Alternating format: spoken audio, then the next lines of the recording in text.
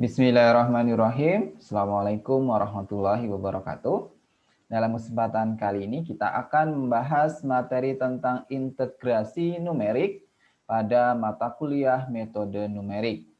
Beberapa hal yang akan kita bahas. Pertama, pendahuluan, lalu ada metode Piast, metode Newton-Cotes-Simpson 1/3, metode Newton-Cotes-Simpson 3/8, dan terakhir metode kuadratur Gauss.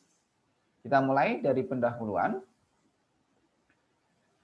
Oke, kita ketahui bahwa ada integral tak tentu ya, dan integral tentu. Nah, integral tak tentu itu yang bentuknya seperti ini, integral dari integral fx dx hasilnya sama dengan f kapital X plus C. Nah, ini kita kenal sebagai integral tak tentu.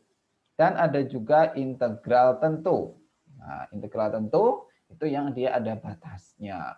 Integral dari A sampai B fx dx. Nah, ini integral tentu. Selanjutnya, teorema dasar kalkulus. Nah, kalian sudah mengenal dulu waktu belajar matematika dasar maupun kalkulus ada teorema dasar kalkulus pertama. Bahwa integral dari A sampai B fx itu akan sama saja. Kita integralkan dulu, ya. Misalkan integralnya itu f kapital X, lalu substitusi atas, substitusi B, dikurangi substitusi yang bawah yang A, atau f kapital B min f kapital A. Ini ya, kalian ingat dulu teorema dasar kalkulus pertama. Nah, kalau secara geometris, integral tentu itu merupakan suatu daerah, ya, daerah yang dibatasi oleh yang atas dan bawah, itu Y sama dengan fx, bawahnya itu sumbu X, gitu ya, dan kiri dan kanannya dibatasi oleh A dan B. Ini tafsiran secara geometris untuk integral dari A sampai B fx dx, yaitu suatu daerah di bawah kurva fx dan kiri dan kanannya dibatasi oleh garis A dan B. Fungsi-fungsi yang dapat diintegrasikan dapat dikelompokkan sebagai berikut. Nah, jadi fungsi-fungsi yang kita kenal gitu ya, yang dapat kita integralkan itu misalkan pertama fungsi menerus yang sederhana seperti polinomial, eksponensial atau fungsi trigonometri ya. Ini yang fungsi-fungsi yang sudah kalian kenal ya untuk mengintegralkannya. Sekarang kita punya integral A pangkat X pangkat N dx. Maka integralnya jadi A per N plus 1 X pangkat N plus 1. E pangkat AX integralnya jadi 1/A E pangkat AX. Nah, terus sin AX plus B integralnya jadi min 1/A cos AX plus B. Lalu cos AX plus B integralnya sama dengan 1/A sin AX plus B. Dan integral dari 1/X dx itu ln harga mutlak X. Dan integral dari ln X sama dengan X kali ln X min X plus C. Nah, inilah fungsi-fungsi yang sudah kalian kenal untuk mencari integral ya. Integralnya kalian sudah kenal dan sudah paham. Nah, sekarang bagaimana untuk fungsi yang menerus, artinya fungsi kontinu, tetapi fungsinya rumit gitu ya. Rumit. Misalkan fungsi berikut. Integral dari 0 sampai 2 cos 1 plus X pangkat 3/2 per akar 1 plus 0,5 sin X kali E pangkat 0,5 X dx. Tentu kita akan susah ya. Susah ini untuk mengintegralkan, walaupun sebenarnya ini menerus atau kontinu gitu ya. Tapi kita kesusahan untuk mencari integralnya. Nah, apa yang dapat kita lakukan? Fungsi yang ditabulasikan yang dalam hal ini X dan fx diberikan dalam sejumlah titik diskrit. Nah, jadi yang bentuk ketiga ya ini, bentuk yang ketiga itu fungsinya nggak ketahuan seperti apa. Ya, tapi diketahui nilai X dan fx-nya. Nah, misalkan dia berupa tabel seperti ini. Bagaimana kita mengintegralkan ya? Datanya cuma seperti tabel seperti itu, fungsinya kita nggak ketahuan. Nah, kita tentu kesusahan untuk mengintegralkan yang berbentuk data seperti ini. Integrasi fungsi seperti ini jelas harus dikerjakan secara numerik. Jelas ya, yang nomor 2 dan 3, yang menerus tapi rumit, dan yang dia berupa tabel, jelas ini harus kita kerjakan secara numerik. Makalah pentingnya kita belajar bagaimana integrasi numerik. Persoalan integrasi numerik ialah menghitung secara numerik integral tentu. Ya, bagaimana? Ini kata kuncinya integral tentu, ya. Jadi ini yang diselesaikan itu merupakan integral tentu, bukan integral tak tentu, ya. Jadi integrasi numerik itu khusus untuk integral tentu. Yaitu misalkan luasnya samaran I sama dengan integral dari A sampai B fx dx. Yang dalam hal ini A dan B merupakan batas-batas integrasi. F adalah fungsi yang dapat diberikan secara eksplisit dan dalam bentuk persamaan ataupun secara empirik dalam bentuk nilai tabel. Nah, jadi fx itu boleh suatu fungsi yang sudah diketahui seperti apa, ya. Boleh juga fx itu dia suatu nilai yang diketahui tabel, nanti bentuknya tabel antara nilai x dan nilai fx-nya. Oke, terdapat 3 pendekatan dalam menurunkan rumus integrasi numerik. Jadi ada 3 metode ya, nanti yang bisa kita gunakan untuk mencari integrasi numerik. Yang pertama ada metode Pias. Ya, metode Pias itu apa? Metode Pias yaitu daerah integrasi dibagi atas sejumlah pias atau strip-strip ya, yang berbentuk segi 4. Jadi domainnya nanti kita pecah, kita partisi menjadi persegi panjang, segi 4, segi 4. Lalu yang kedua ada metode Newton-Cotes. Nah, metode Newton-Cotes itu pendekatan kedua yaitu dengan berdasarkan polinom interpolasi. Nah, jadi metode Newton-Cotes itu fungsi kita yang rumit ya, itu kita bawa dulu ke dalam polinom. Nah, dalam ini polinom interpolasi yang sudah kalian pelajari di bab sebelumnya. Lalu yang ketiga ada kuadratur Gauss, yaitu pendekatan ketiga sama sekali tidak menggunakan titik-titik diskrit. Nah, ini berbeda, yang Gauss nanti kita tidak memerlukan titik-titik diskrit. Caranya nanti kita transformasikan integrasi tentu kita menjadi integral dari min 1 sampai 1. Oke, nanti detailnya akan kita bahas pada bab subbab kuadratur Gauss ya. Nah, ini pengantar ya. Jadi bagaimana kita sekarang akan menyelesaikan integral tentu, yaitu mencari luas daerah di bawah kurva fx yang dibatasi kiri dan kanannya itu x sama dengan A dan x sama dengan B. Nah, kita menggunakan 3 pendekatan, ada Pias, Newton-Cotes, dan kuadratur Gauss. Nah, dalam kesempatan kali ini, di video kali ini kita bahas yang pertama dulu tentang metode Pias.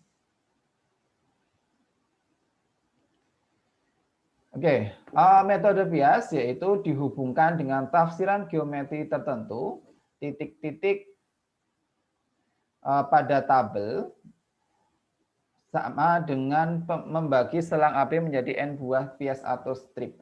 Nah, jadi kata kuncinya di sini selang ya, selang dari A sampai B itu kita partisi. Nah, kita partisi, kita bagi menjadi n buah pias atau strip-strip atau segmen-segmen atau persegi panjang, persegi panjang.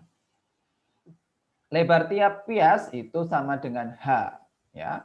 H-nya itu berapa? Berarti B min A dibagi N ya. Karena tadi selang kita dari A sampai B ya, dipartisi menjadi N bagian, maka otomatis panjang tiap pias itu B min A, panjangnya kita bagi sama N. N itu banyaknya strip yang kita gunakan tadi.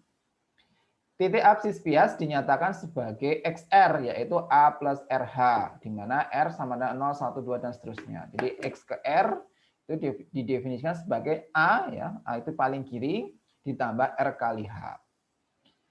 Dan nilai fungsi Pias, titik Pias adalah FR sama dengan FXR. Jadi ini untuk penyederhanaan penulisan ya, jadi nanti tidak usah bingung. Di dalam pembahasan integrasi numerik sering kita gunakan ada XR. Ada juga FR. XR itu A plus RH dan FR itu F dari XR. Lalu terakhir, luas daerah dari A sampai B dihampiri ya sebagai luas N buah pias. Jadi nanti kita tinggal jumlahkan saja gitu ya. Jumlahkan dari luas masing-masing pias tadi untuk mencari luas integrasi dari A sampai B. Metode integrasi numerik yang berbasis Pias ini disebut metode Pias. Ada juga buku yang menyebut metode kuadratur karena Pias berbentuk segi 4. Ya, kita mulai. Nah, ini ya. Jadi awalnya kita punya fungsi ya. Ini fungsi fx, fungsi fx. Ini kita partisi menjadi n buah bias. Nah, bias ini kita bagi sejumlah n. Dari ini kita tetapkan sini x0, x1, x2, xn-1 sampai xn sama dengan b. Nah, ini. Lalu selangnya tadi ya, selangnya ini semuanya berlebar h. Nah, ini semuanya berlebar h. Ini kan dia berupa strip-strip ya, atau ini persegi panjang yang sejumlah n. Oke, terus sekarang kita bisa nyari ketinggiannya ya. Nah, kita bisa nyari ketinggiannya. Ketinggiannya berarti ini fx0 atau kita misalkan f0. Ini fx1, f1. fx2, f2, ini fn-1, ini fn. Nah, kalau ini yang dibentuk dalam tabel ya. Jadi ini R-nya dari 0 sampai N, XR-nya jadi nanti berarti X0 sampai XN, dan F-nya F0 sampai Fn. Kaidah integrasi numerik yang dapat diturunkan dengan metode bias adalah sebagai berikut. Ada kaidah segi 4, ada kaidah trapesium, dan ada kaidah titik tengah atau midpoint. Nah, jadi sekarang metode bias nanti kita bagi jadi 3 lagi. Ya, tergantung pendekatan luas biasnya itu menggunakan apa. Ya, jadi kita mencari bias ini itu pakai apa? Mau pakai aturan segi 4 atau pakai trapesium atau menggunakan nilai titik tengah. Nah, itu nanti maka rumusnya diturunkan akan berbeda-beda. Ya, kita mulai sekarang mencari kaidah segi 4. Nah, pandang sebuah bias berbentuk segi 4, yaitu dari X0, X sama dengan X0, dan X sama dengan X1 berikut. Nah, ini ya. Jadi ini misalkan ini X0, ini X1. Kalau metode segi 4, kita pandang ini dia berupa segi 4. Ya, ini berupa persegi 4. Kita tambahkan ini garis-garis putus ini. Yang kita cari luasnya sih sebenarnya yang lengkung yang ini, yang bawah ini ya. Tapi kita bantu dengan garis putus-putus ini, jadi dia membentuk segi 4. Makanya dikatakan kaidah segi 4. Nah, ini fungsi yang mau dicari integrasinya ya sama dengan fx.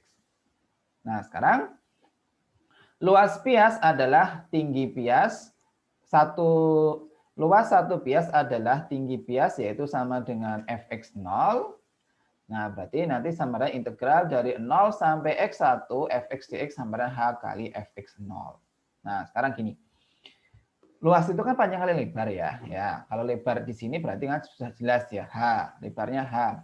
Untuk ketinggiannya kalau kita gunakan yang di sebelah sini di x0 ya, menggunakan di x0 ketinggiannya jelas fx0. Nah, maka luas satu bias ini bisa kita dekati dengan h kali fx0.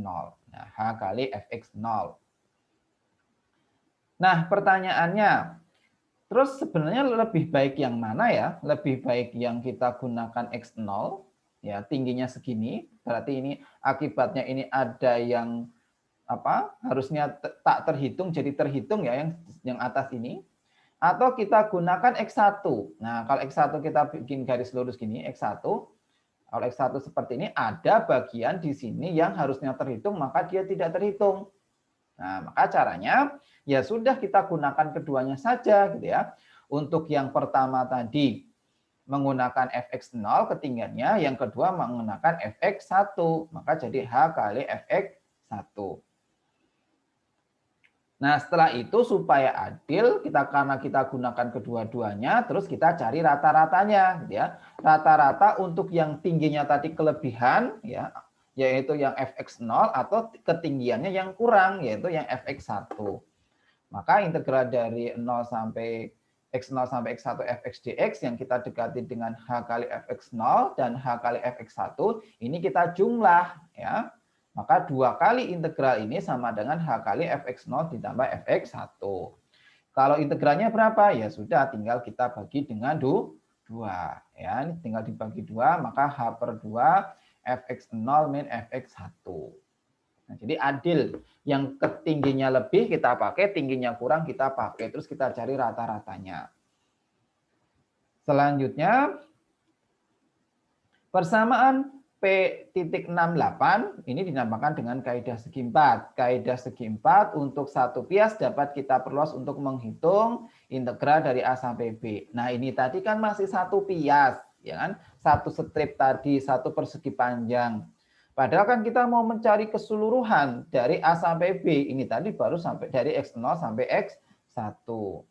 Nah, makanya kita partisi selang kita dari A sampai B menjadi N buah pias, ya, yang lebarnya H, terus masing-masing tadi koordinatnya di X0, X1, X1 sampai X2, X2 sampai X3, sampai dan seterusnya sampai Xn-1 sampai ke Xn. Nah, kalau kita gambarkan seperti ini. Nah, ini ya. Jadi kita ubah ya, kita ubah luas ini tadi menjadi pias-pias ya. Ini jadi persegi panjang ini. Nah, persegi panjang yang pertama dari X0 sampai X1 ya, yang kedua dari X1 sampai X2, dari X2 sampai X3, dari X3 dan seterusnya sampai yang di sini di X-1 sampai Xn yang sama dengan B. Ini ya, jadi kita buat pias-pias tadi yang lebarnya semuanya sama dengan delta H sebanyak N dari A sampai B. Oke, nah sekarang caranya gimana? Ya, tinggal kita jumlahkan saja masing-masing pias, gitu ya. Untuk dari yang pertama, tadi kan kita bisa menggunakan tinggi yang sebelah kiri, ya. Tinggi sebelah kiri maupun tinggi yang sebelah kanan. Ya, untuk yang sebelah kiri berarti yang kita gunakan ya nanti fx0, fx1, fx2, fx3 dan seterusnya sampai fxn-1. Tapi untuk yang sebelah kanan ya, sebelah kanan tingginya yang kita pakai yang lebih tinggi yang kanan itu berarti x1, x2, x3 sampai xn. Nah, maka ini kita bentuk jadi ini ya.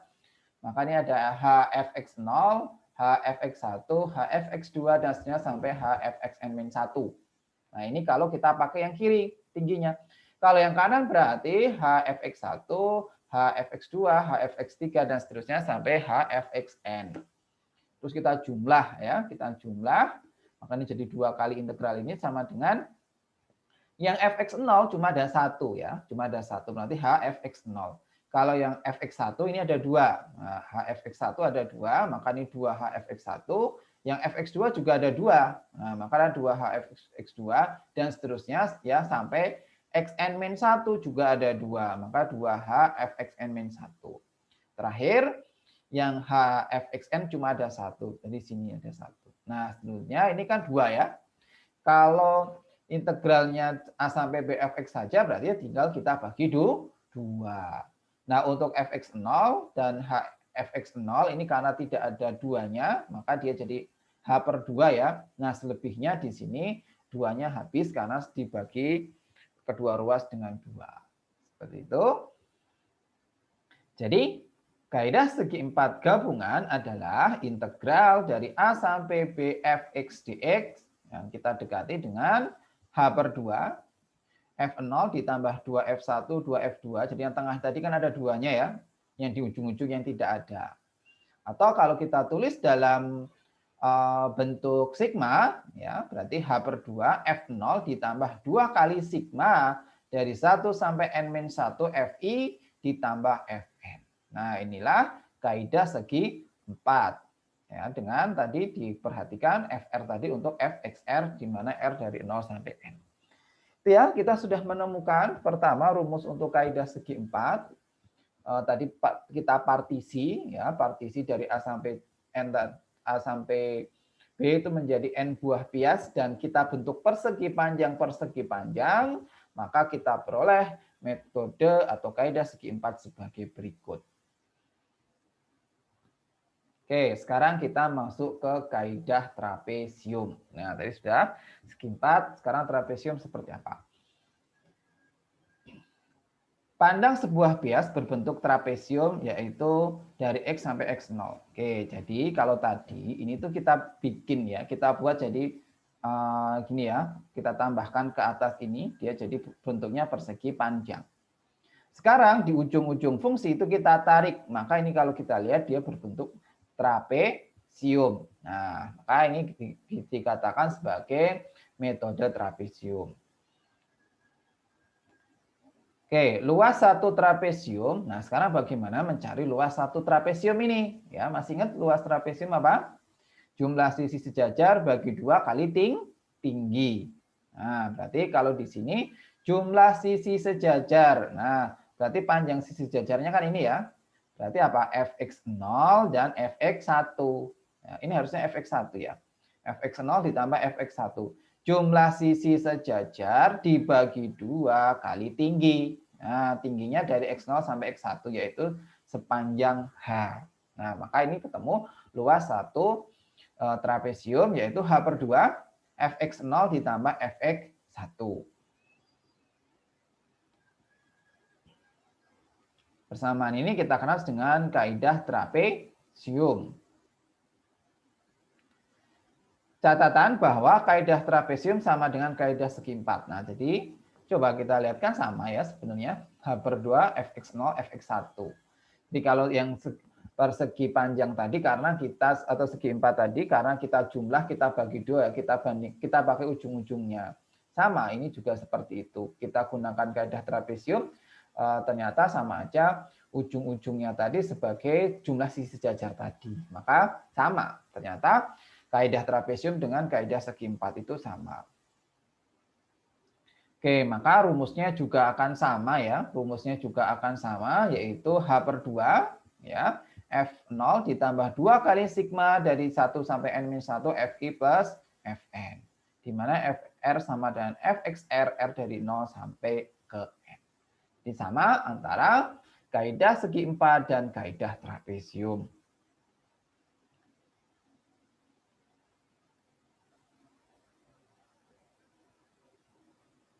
Oke, ini kaidah trapesium ataupun kaidah persegi panjang ya. Jadi sama, segi 4 sama kaidah trapesium. Nanti bisa kalian buat programnya ya, menggunakan program-program yang sudah kalian pahami, misalkan Python ataupun C++. Kita lanjutkan. Sekarang untuk yang titik tengah tadi ya. Pandang sebuah pias berbentuk segi 4 dari x0 sampai x1 dan titik tengahnya yaitu x0 plus h per 2.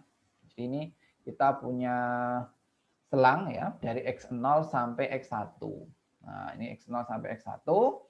Maka tengahnya berapa gitu ya? Tengahnya berarti x0 ditambah h per 2 ya kan? Karena kalau dari ujung sampai sini kan H panjangnya. Maka tengahnya X0 ditambah H per 2. Luas satu pias. Nah, sekarang kalau tadi tinggi, nah tinggi tadi kalau yang segi 4 tadi kita pakai yang kiri, kita pakai yang kanan, terus kita tambah, kita bagi 2 ya. Nah, tapi kalau di sini langsung saja kita pakai tingginya itu yang tengah-tengahnya pias, gitu ya, tengah-tengahnya pias. Maka luas satu pias sama dengan H kali Fx0 ditambah H per 2. Nah, jadi sekarang lebarnya H, ya, tingginya berapa? Tingginya ya X0 plus H per 2 kita substitusikan ke fungsi F. Jadi F X0 plus H per 2. Atau kita dapat jadi H kali F X setengah. Yang kita namakan X0 ditambah H per 2 itu X setengah. Persamaan ini dikenal dengan nama kaidah titik tengah. Nah, sekarang bagaimana untuk keseluruhannya gitu ya dari A sampai B. Untuk keseluruhannya dari A sampai B ya sudah kita ubah ya, kita bentuk jadi persegi panjang tetapi sekarang ketinggiannya itu di tengah-tengahnya pias. Oke, maka ini rumusnya. Integral dari A sampai B ini berarti kita pecah dari X0 sampai X1, X1 sampai X2, Xn-1 sampai Xn.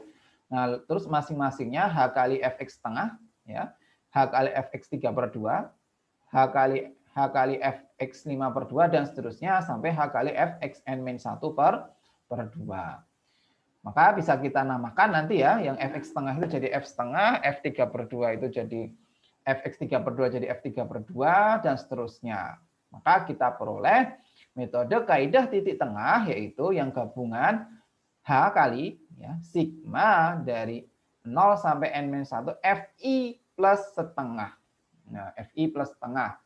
Ini nanti kalau yang saat I-nya sama dengan 1 ya berarti saat F 1,5, 2 ya 2,5 dan seterusnya. Dalam hal ini ada catatan bahwa untuk XR plus setengah, ya, XR plus setengah itu berarti sama aja apa? A. Nah, itu yang kiri ya. Yang kiri ditambah R tambah setengah H. R ditambah setengah H. Ini untuk catatan bahwa untuk setiap XR plus setengahnya tadi, ya sama aja tengah-tengahnya di sini. Dan FR plus setengah sama dengan FXR plus setengah.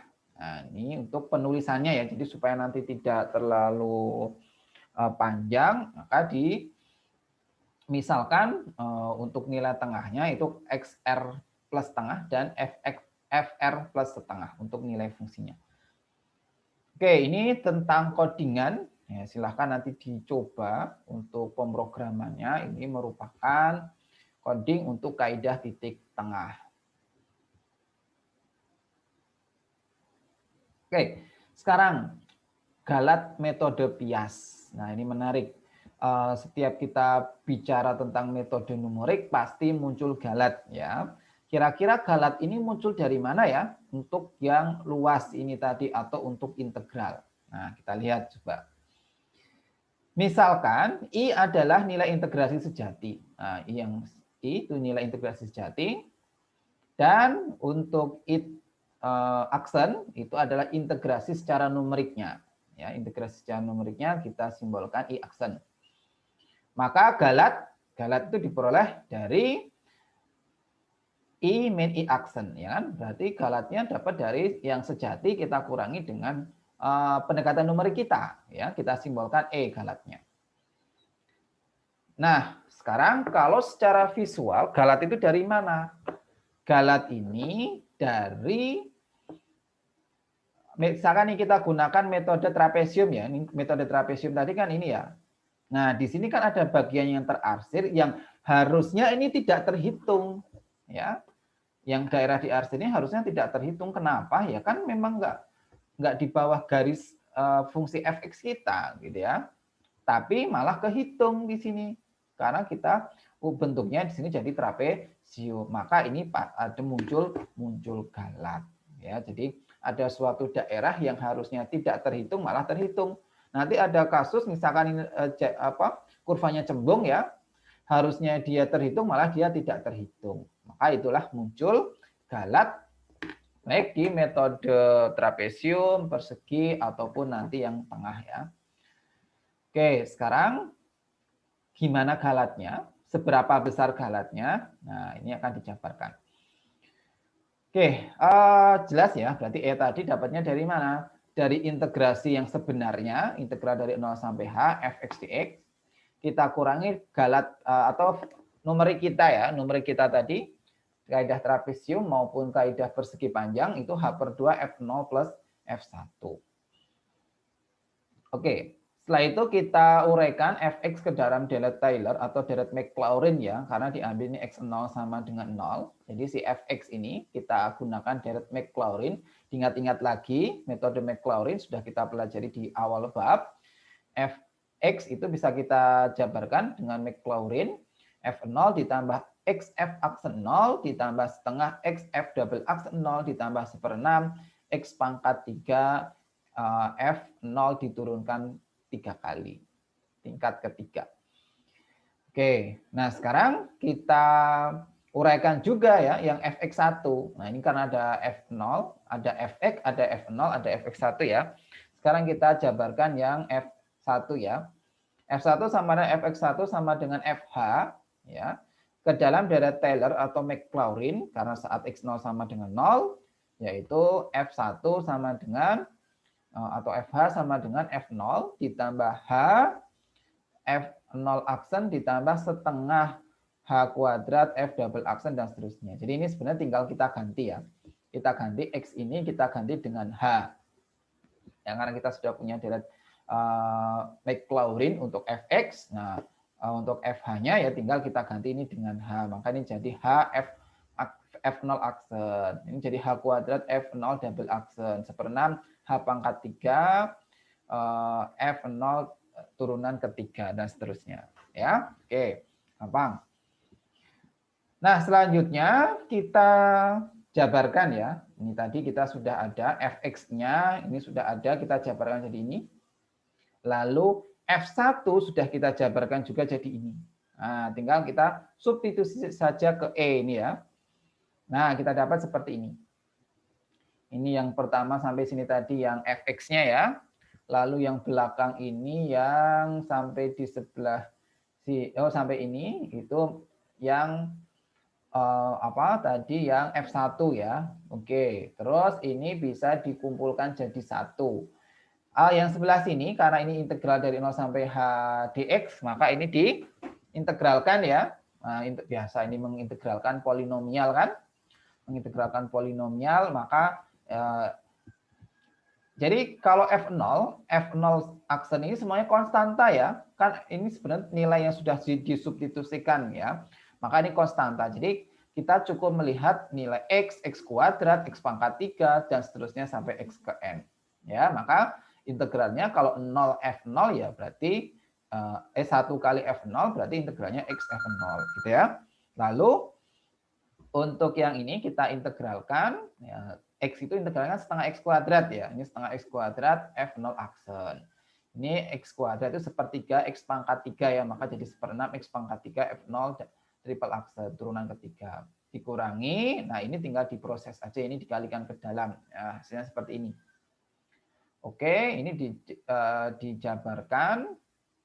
Oh ya, terus substitusi ya. Substitusi H atas, X-nya diganti H, dikurangi X-nya diganti 0. H diganti 0 kan 0 semua, berarti tinggal yang atas ya. Berarti HF0 plus setengah H kuadrat F aksen 0, dan seterusnya. Nah ini yang kanan tadi tetap, jadi dihitung hasilnya seperti ini. Oke, sekarang kita lihat. Habis ya, yang HF0. Ya. Karena kanan kiri ada HF0 habis. Nah ya ini setengah H kuadrat F aksen 0, ada juga di sini. Ya kan, habis. Nah, tinggallah 1/6 H pangkat 3 F turunan kedua. Nah, ini juga ada 1/4 H pangkat 3 F0 turunan ketiga. Nah, maka ini tinggal kita kurangkan ya. 1/6 dikurangi 1/4 min 1/12. Maka min 1/12 H pangkat 3 F0 double aksen atau turunan kedua. Ditambah harusnya masih seterusnya ya. Ini masih seterusnya, tapi nggak ditulis. Oke. Dari sini maka kita dekati galat kita ini yang min 1/12 H pangkat 3 F0 turunan kedua ditambah dan seterusnya itu menjadi F aksen T. Nah, disubstitusikan T, di mana T itu interval dari 0 sampai ke H. Nah, gitu ya. Jadi ini diganti dari menjadi min 1/12 H pangkat 3 F double aksen T, di mana T dari 0 sampai H. Oke. Nah, ini kalau digalat biasanya terus kita simbolkan dengan big OH pangkat 3 ya, karena ini hanya dipangkatkan sampai ke 3 ya. Maka galat untuk metode pias persegi panjang maupun trapesium itu adalah big OH pangkat 3. Nah, ini ya. Tapi catatan ya, ini itu dari 0 sampai H ya. Ini masih dari 0 sampai H, padahal harusnya itu dari A sampai B gitu kan. Nah, sekarang ini kalau penulisannya ya. Jadi penulisannya integral dari 0 sampai H fx dx itu kita dekati dengan metode trapesium kita H/2 F0 plus F1 ditambah big OH pangkat 3. Ini kalau penulisan secara lengkapnya. Oke, sekarang bagaimana untuk sejumlah n pias ya. Kan tadi ini tadi baru satu pias. Kalau n pias berarti ya n ini jadi kita jumlahkan semua ya. Ini jadi F0 sampai Fn-1. Ini masih turunan kedua. Oke. Yang dapat disederhanakan dengan teorema nilai antara yaitu nilai antara penjumlahan epsilon totalnya atau galat totalnya sama dengan min H pangkat 3/12. Ini sigma ya dari 1 sampai n-1 Fi aksen ini ya. Kalau kita tuliskan totalnya ya, total untuk galatnya. Nah, seperti ini. Ini kan kita jumlahkan ya dari 1 sampai n-1.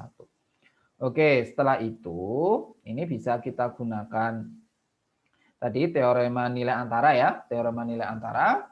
Nah, ini bisa kita ubah jadi min n ya, ini h pangkat 3 per 12 f aksen t ya, di mana t-nya dari A sampai B. Nah, ini jadi karena tadi ini ada sejumlah n ya, ada sejumlah n, maka ini n kali ya, h pangkat 3 per 12. Terus ini kita substitusikan t gitu ya, di mana t itu selang dari A sampai B. Oke, selanjutnya di mana h itu sama dengan b min a per n ya, ini jelas untuk nyari intervalnya tadi ya. Maka epsilon e totalnya sama dengan min h pangkat 3 per 12 f double aksen t tadi, ini bisa kita ganti n ini dengan b min a per n ya. Nah, ini jadi bisa kita ganti h ini di sini maaf h. Ini menjadi b min a per n. Nah, terus ini kan n-nya bisa dicoret ya. Nah, ini n-nya bisa kita coret. Maka kita dapat min h pangkat 3 per 12 b min a f double aksen. Oh ya, sebentar, ini sepertinya dia salah ketik ya. Ini jadi hanya itu dipakai 1 gitu ya. Maaf ini. Ini harusnya h kuadrat. Jadi kan ini dipecah ya, ini h dikali h kuadrat gitu ya. H dikali h kuadrat. Nah, yang h pertama itu kita ganti jadi b min a per n. Nah, maka ini habis. Ini jadi h kuadrat ini. Maaf, ini harusnya h kuadrat, maka ini habis jadi b min a, ini h kuadrat per 12. Revisi ya, ini h kuadrat per 12. Maka big OH-nya big OH kuadrat. Oke, maka diperoleh untuk metode trapesium atau segi 4 itu yang keseluruhannya ya, ini sudah keseluruhannya. Kalau tadi kan cuma dari X0 sampai X1. Dari A sampai B f x dx sama dengan H per 2. Ya, H per 2 F0 ditambah 2 kali sigma I dari 1 sampai N-1 Fi ditambah dengan Fn. Ditambah big OH kuadrat. Nah, ternyata ketemu ya. Untuk keseluruhan bias itu galatnya adalah big OH kuadrat. Oke, kita lanjutkan. Nah, ini ada contoh bagus nih. Hitunglah integral dari 1,8 sampai 3,4 E pangkat T dt dengan kaidah trapesium. Selanjutnya, ambil H sama dengan 0,2 dan perkirakan juga batas-batas galatnya. Jadi kita harus menganalisis galatnya juga di sini. Oke, caranya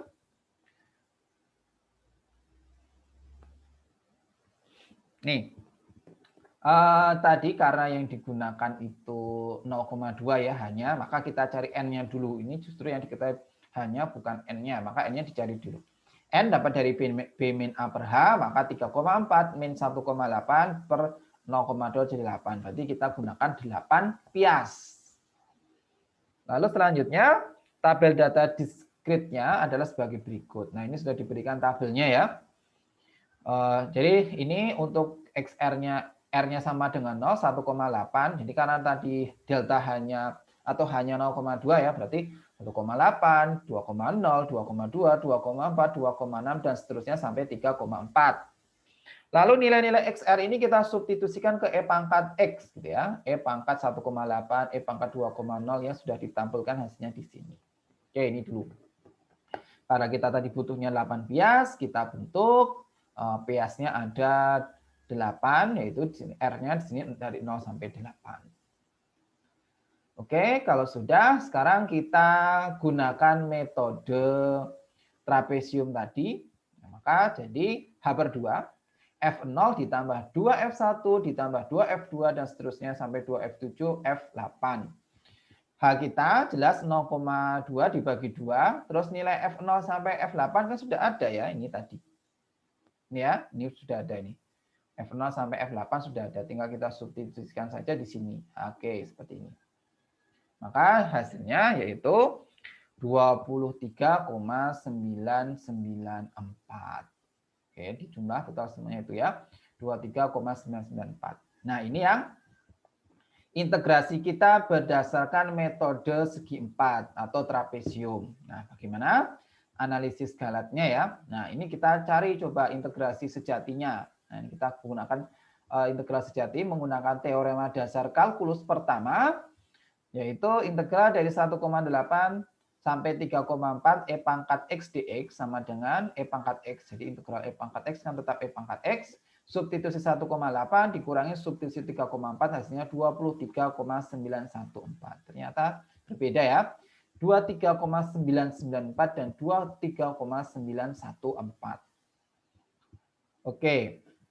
Sekarang galat kaidah trapesium. Nah, sekarang bagaimana kalau kita analisis ya menggunakan galat kaidah trapesium yang sudah kita cari tadi ya. Tadi rumusnya kan ini ya. Min H kuadrat per 12, B min A, terus dikali turunan kedua T, di mana T tadi dari A sampai B, gitu ya, persis sama yang rumusnya tadi. Oke, sekarang berarti kita ganti ya, kita ganti hanya dengan 0,2. 0,2, terus ini nanti disubstitusi, terus substitusi ya, 1,8 dan 3,4. Di mana T ini sama dengan dari 1,834. Jadi A dan B-nya kita ganti nih. B-nya 3,4, A-nya 1,8. Ini F turunan kedua tetap ya, turunan kedua E pangkat X tetap E pangkat X. Nah, ini E pangkat X tetap. Oke. Nah, sekarang ini harusnya bukan X ya, tapi ini T ini. Jadi ini E pangkat T, di mana T itu nanti jadi 1,8 sampai 3,4 gitu. Oke. Karena fx naik secara monoton, maka diperoleh galatnya seperti ini. Nah, jadi kalau kita ketahui bahwa fungsi E pangkat X itu sebenarnya kan dia naik ya. Jadi nggak mungkin naik terus turun kan, nggak. Dia naik, fungsi naik. Nah, maka nilai maksimalnya pasti di salah satunya saat disubstitusikan di 3,4 gitu ya. Minimumnya saat disubstitusikan 1,8. Karena dia fungsi menaik. Jadi sekarang tinggal digantikan tadi rumusnya E pangkat T ya. E pangkat T-nya diganti E pangkat 1,8 dan E pangkat 3,8. Maka inilah nilai minimumnya, ini nilai maksimumnya. Maka dapat kita simpulkan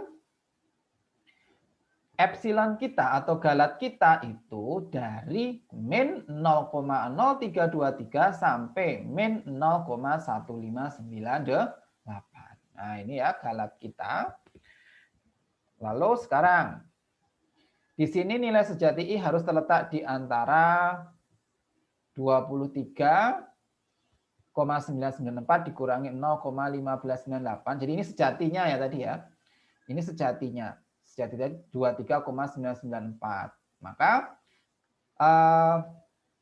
si I tadi, I pendekatan kita ya itu harus di antara, ini kita tambahkan ke sini, ke sejati kita, yaitu 23,834, dan yang ditambahkan ke ujung kanannya, jadi 23,962. Jadi, kalau dari analisis galat yang kita lakukan ini, harusnya nanti I itu nilainya dari 23,914 sampai 23,834. Tadi sebenarnya dapatnya dari kita mencari galat maksimum dan galat minimumnya.